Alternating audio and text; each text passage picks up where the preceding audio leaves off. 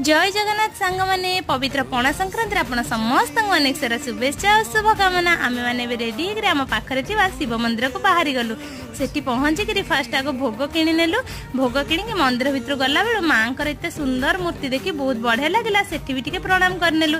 तापर मंदिर में पहुँचला सब मंदिर में नना बहुत बढ़िया भाव में पूजा करुले। मंदिर पाखे पहुँचला एत शांति लगुला कहतुनी।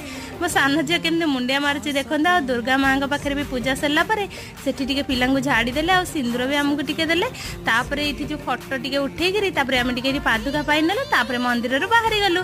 तापर आसला बेलू आम प्रसाद आज नहीं आसलु जेहेतु आज टाइम है आसी पहुँचला 12:30 हो गला। तो पणा संक्रांति पुणी पणा बिना अधूरा ना तेणु टे पणा ए बन नहीं। तो मो सान झी आज फास्ट टाइम पणा पिछे देखते से केते खुशी अच्छी।